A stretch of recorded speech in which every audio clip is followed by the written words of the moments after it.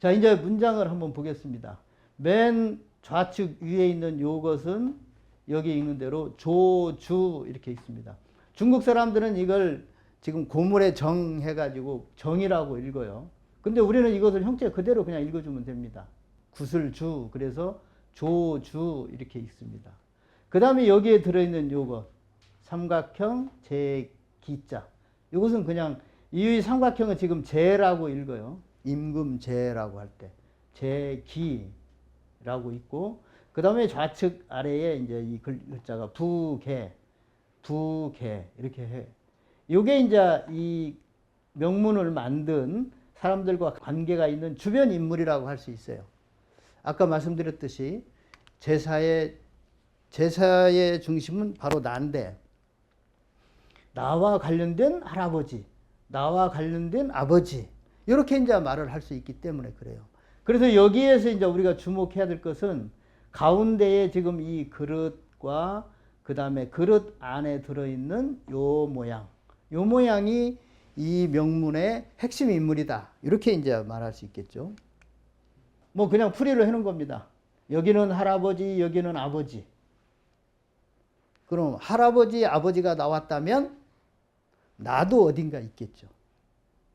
그 다음에 그 나를 여기서 이제 찾는 게 필요합니다. 자, 그래서 이제 그 안에 들어있는 핵심 인물만 이렇게 따왔습니다. 이 내용은 이제 또 다른 청동기 명문에도 보면은 밑에 있는 그릇과 가운데 있는 요 인물로 이렇게 둘로 또 나눌 수가 있어요. 그렇다면 이걸 둘로 나눌 수 있다면은 이렇게 이제 볼 수가 있죠. 아래는 그릇이고 위에는 깃발을 들고 있는 사람. 이렇게 이제 나눠 볼 수 있겠죠. 자, 그렇다면 밑에 사람의 이름 밑에 들어있는 요 그릇의 의미는 뭘까요? 저걸 알 수 있는 또 하나의 흔적이 여기 맨 우측 아래에 제가 이것도 하나 적었습니다. 우리가 지금 갈 것자를 이렇게 쓰는, 갈 거로 쓰고 있는 한자가 있는데, 이 글자의 구성이 지금 이런 구성과 동일합니다. 자, 갈 것자 밑에 있는 여기 지금 삼각형처럼 되어 있지만 이 모양은 옛날에는 이렇게 입이 위로 벌려져 있는 그릇이에요. 그리고 거기에 이게 큰 대자는 사람입니다. 사람. 그러면 사람이 제기 위에 올라 있는 모양. 이게 이제 갈 것자의 내용이에요. 그럼 제기에 올려져 있다. 무슨 뜻일까요? 죽었다 이런 뜻입니다. 그래서 갈 것자의 가다라는 뜻은, 저 가다의 원뜻은 죽었다. 우리말에 돌아가셨다. 그러니까 서거라고 하는 말이 이 갈 것자의 원래 정서와 아주 정확하게 맞는 말입니다. 따라서 제기 위에 사람이 있다. 이것은 요 사람이 제사를 받는 사람이다. 그런 뜻이에요. 제기 위에 사람을 올려놓은 것은 그분에게 제사를 드린다. 그러면 제사를 드리는 사람은 여기에는 나타나 있지가 않죠. 그런데 공교롭게도 한자에서는 이런 글자가 있습니다. 자, 이 글자는 이룰성자 밑에 그릇명자가 된 글자예요. 모양도 지금 그대로죠. 그런데 이 위에 있는 이룰성자는 이 초기 명문 BC 2500년대에는 이 성자를 이렇게 썼어요. 가운데에 삼지창 같은 게 있고, 그 다음에 이렇게 나불 끼는 깃발이 있고, 이 삼지창을 잡은 사람이 있고, 이것은 이제 그 관계된 이름, 주변 인물들이기 때문에 이 성자의 핵심은 깃발을 들고 있는 사람, 이런 뜻입니다. 그런데 이 글자가 바로 여기에 담겨져 있고, 이 글자를 담은 사람이 그릇에 담아서, 여기서는 그 만든 사람이, 제사를 드린 사람이 누군지는 모르는데 이런 성자가 있다. 그래서 지금 이 고문자에서는 이 성은 이 성자를 만든, 성자의 기원이 되는 사람의 아들이다. 이렇게 말을 하고 있습니다. 따라서 이 명문에서 핵심은 이 사람이 이게 이제 주인공입니다. 주체가 됩니다. 이게 성이라고 하는 사람이 자기 아버지를 제사를 드리면서 성이라고 하는 사람의 제사를 드리면서 할아버지와 아버지와 여기 이제 설명을 드리겠지만 이게 이제 외할아버지입니다. 외할아버지를 같이 모시고 제사를 드렸다. 말하자면 자기가 제사 드리는 분들의 이름자를 다 이렇게 표기를 하면서 그 내용을 기록으로 남겼다. 이렇게 이제 말할 수가 있어요. 자, 그래서 이 아버지는 성이 되고 아들은 같은 성이라고 하는 음가를 가지고 있는데 담을 성자, 우리가 지금 뭔가를 담는다라는 뜻을 쓸 때 그 성자가 이 사람의 아들입니다. 그래서 앞에서 보여드린 이 명문의 주인공은 바로 이 사람입니다. 아들이 되는 이 사람. 그래서 이제 앞에 그 설명을 드릴 때에 모든 제사의 제주는 아들이다. 왜냐하면 내가 만약에 우리 제사의 그 제주라면 1차적으로 내가 드리는 대상은 우리 아버지가 되겠죠. 아버지가 돌아가셨다는 얘기가 되겠죠. 그래서 모든 제사의 원초적인 주인공은 아들이 됩니다. 아들. 따라서 이 글자에서도 그런 내용을 그대로 지금 담고 있어요. 자, 그래서 이것을 다시 이렇게 이제 인물을 비정해서 설명을 할 수가 있습니다. 할아버지 누구, 그 다음에 제기, 외할아버지 누구, 그 다음에 성이라는 사람, 그 다음에 성이라는 사람의 아들 성. 그 다음 부계는 바로 이 성의 부아버지의 아버지를 말하는 거죠. 그래서 이 성은 부계는 아버지의 성을 말하고. 따라서 저기에서 이제 그 명문에서 명문이 말하는 인물들이 누군지 현재 우리가 두 사람을 찾아낼 수가 있습니다. 자, 그 다음에 이제 또 다른 명문들의 도움을 받아서 그 두 사람이 또 두 사람 이외에도 다른 사람이 누구인지를 알 수가 있는데, 이 성이라고 하는 사람을 먼저 말씀을 드리면, 성이라고 하는 사람은 우리 동양에서 남방적재 충룡이라고 하는 뭐 이름이 여럿이 있습니다. 성축이라고도 하고 충룡이라고도 하고 우리나라에서 성주풀이의 주인공이기도 한 그런 성축의 이름자로 알려졌고, 그 다음에 이제 성의 아들의 이름 이 성을 쓰는 사람은 다른 청동기 명문에서 기후라고도 하는 오회라는 인물, 상이라고 하는 사람의 이름자로 이렇게 알려져 있습니다.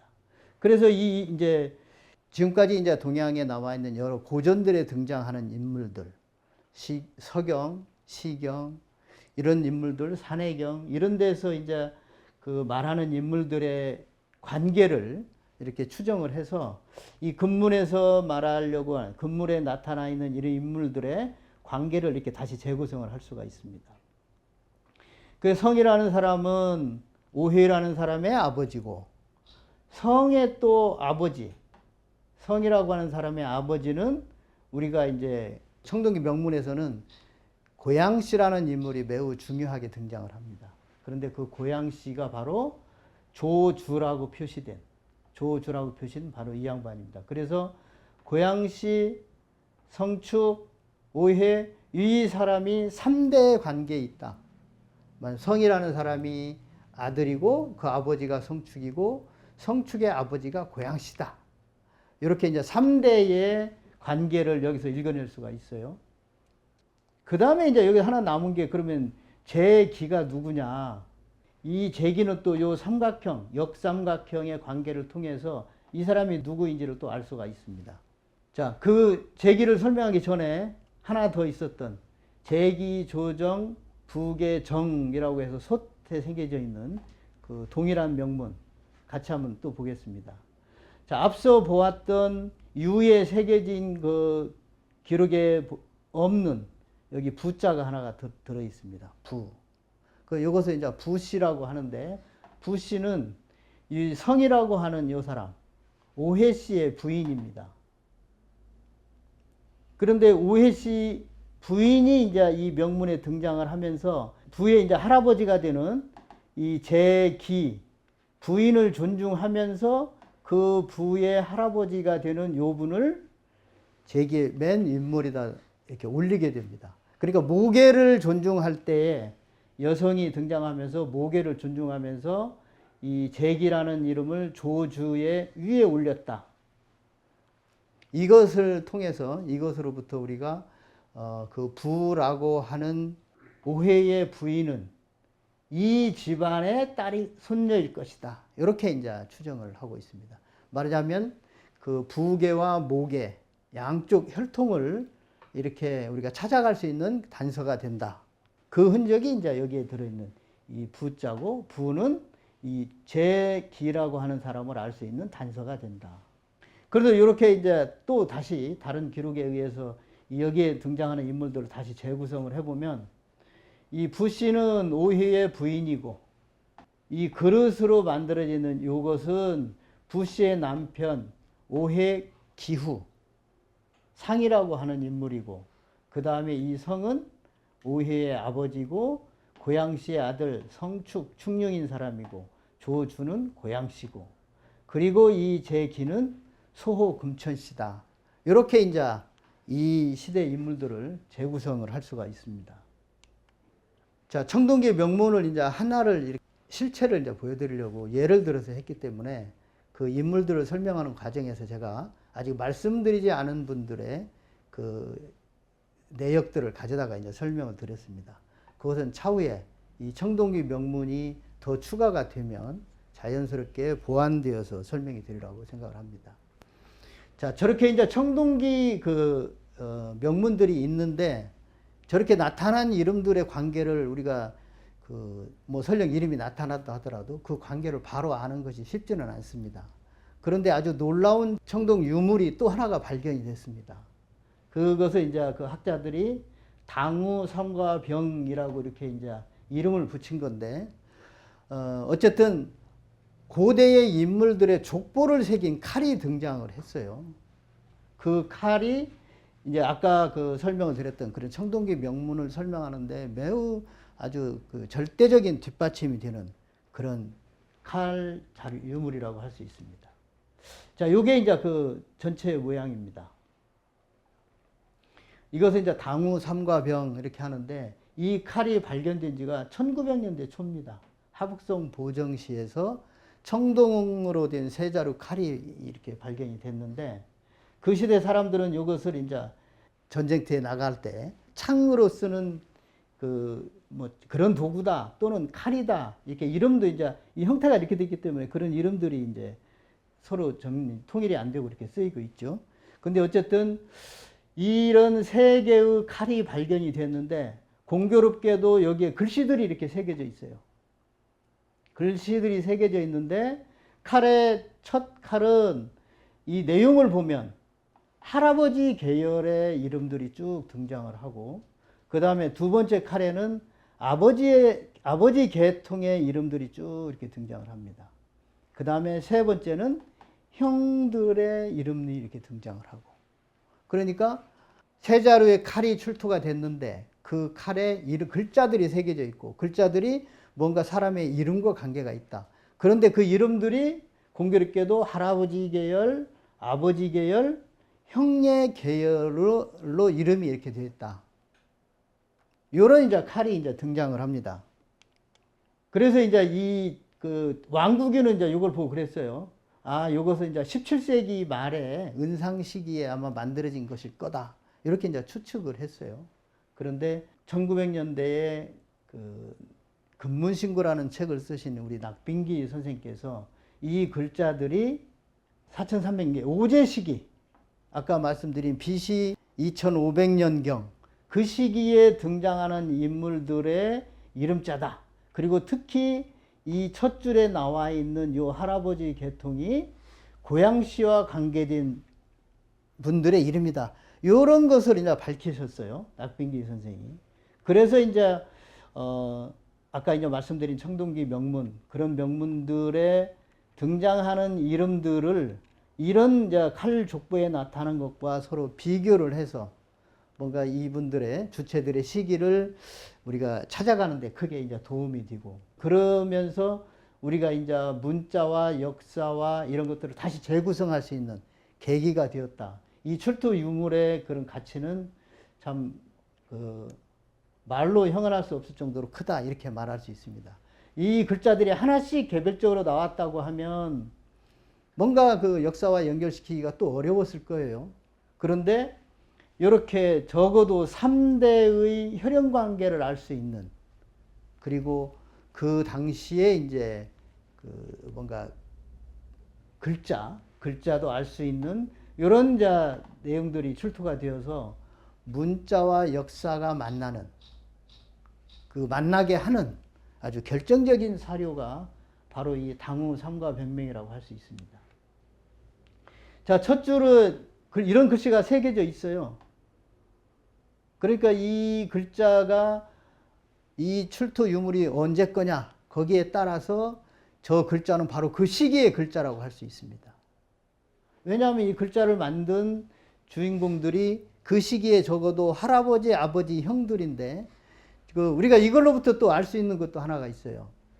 글자에 등장하는 사람들이 전부 형과 아버지와 할아버지다.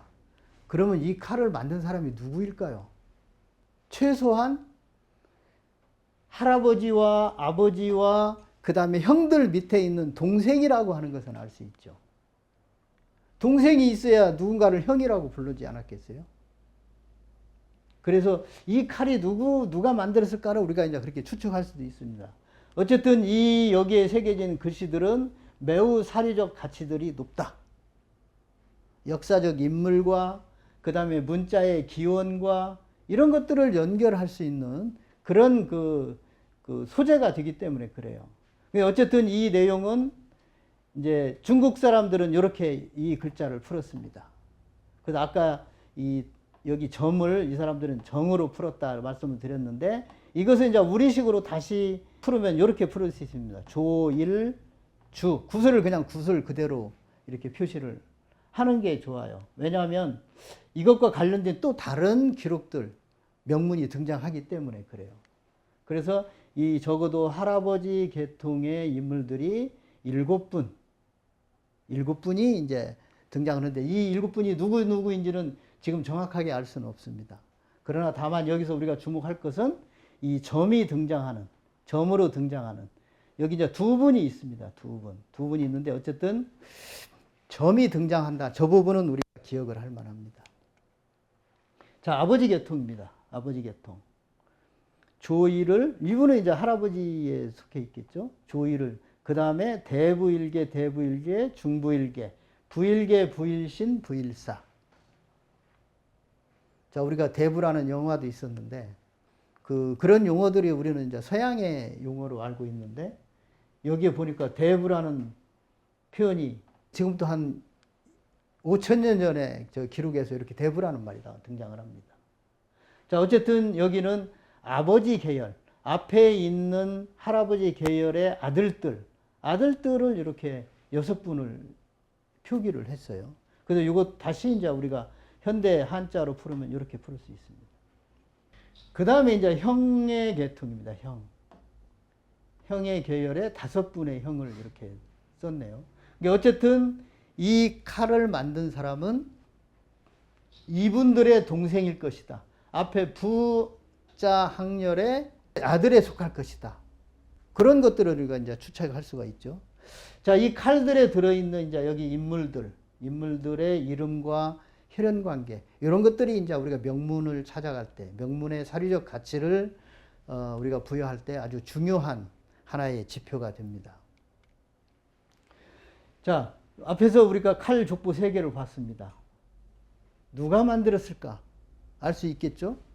적어도 3분의 이게 형보다는 그 아래에 있는 동생이 만들었을 것이다. 그 다음에 이제 문자에 등장하는 인물들이 저희가 밝혀지면 언제라는 것은 우리가 금방 알 수가 있죠. 그 다음에 누가 만들었느냐? 그 사람의 신분은 뭐냐? 적어도 청동기에 저렇게 자기 이름을 새길 정도, 자기 집안의 족보를 새길 정도의 신분이다. 어떤 신분일까요? 자, 어디에서 만들었을까? 출토지도 우리가 알 수가 있죠. 이 칼이 출토된 지역이 있기 때문에. 그리고 이 지역이 바로 우리 고대 고조선의 영역이에요. 우리가 이제 고조선의 영역을 지금 찾으려고 많이 이제 많은 학자들이 노력을 하죠. 그리고 청동기에 그 비파형 동검이 출토되는 지역, 그 다음에 고인돌이 출토되는 지역, 이런 지역들을 찾아서 우리가 고조선을 찾아가고 있는데, 그런 지역 내에 이 출토된, 거기에서 출토된 청동기 칼이다. 그래서 우리 이제 그 흔히 쓰는 말에 전가의 보도라는 말이 있습니다. 그러니까 집안에 대대로 내려오는 보배 들어온 칼, 이런 말이 있는데, 사실 그런 말의 기원을 지금까지 뭔가 명확하게 알기는 어려웠어요. 그런데 이제 요 칼의 내용을 알고 보니까 집에 전해오는 칼이 소중한 것은 그 칼에 이런 집안의 혈연관계, 혈통을 새겨서 그런 말들이 만들어진 것이 아닐까, 우리가 이렇게 생각을 할 수가 있겠습니다. 자, 어쨌든 요 칼이 나옴으로써 그 시기 중요한 역사들 주체들의 혈통을 알 수 있다. 저게 이제 이 문자와 역사가 그 서로 만나는 아주 중요한 계기가 됩니다. 그 시대를 알 수 있고, 그 인물들의 혈통을 알 수 있고, 그리고 그 시대의 주요 인물들의 주요 관심사가 뭔지도 알 수 있어요. 왜냐하면 그걸 글씨로 새겨놓은 내용들을 보면 그분들의 주요 관심사가 뭔지 알 수 있겠죠. 그 이제 할아버지 계통, 그 다음에 아버지 계통, 아들 계통, 요것은 이제 우리가 다른 청동기 명문들을 통해서 그 관계들을 찾아갈 수가 있고, 또 이제 그 재구성을 할 수가 있습니다. 근데 어쨌든 할아버지 계통의 그 인물들 중에서 우리가 주목할 한 분의 인물이 있습니다. 그 인물이 바로 조일주라고 부르는 저분입니다. 자, 현재로서는 조일주 누군지 이제 알 수가 없죠. 그런데 다른 청동기 명문에서 내가 주다라고 한 분이 등장을 했어요. 그분이 바로 이분입니다. 이 글자는 이제 고자예요. 양의 머리를 그대로 했고, 고는 삼각형을 두 개 이렇게 올려가지고 고자를 만들었습니다. 이게 이제 이분의 이름자예요. 그런데 이분이 다른 곳에 자기 이름을 표시하면서 이렇게 표시를 했어요. 요걸 딱 표시를 하고, 이것 고양이다. 이런 식으로 쓴 것이 여러 개가 출토가 됐어요. 하나둘이 아니고. 자, 저런 흔적으로부터 고대에 자기 자신이 요거라고 이렇게 주장한 인물이 있구나, 요걸 알 수가 있고, 이것이 별도의 이분의 상징이라고 하면 앞서 칼족보에 등장했던 조일주라고 표시된 이분, 저분과의 관계를 우리가 생각하지 않을 수가 없죠. 고대의 어느 시기에 자기를 점이라고 표시한 분이 있다. 그런데 그 족보에도 그 누군가가 자기를 손자가 할아버지를 점으로 표시를 했다. 그런데 그 인물이 고양씨다.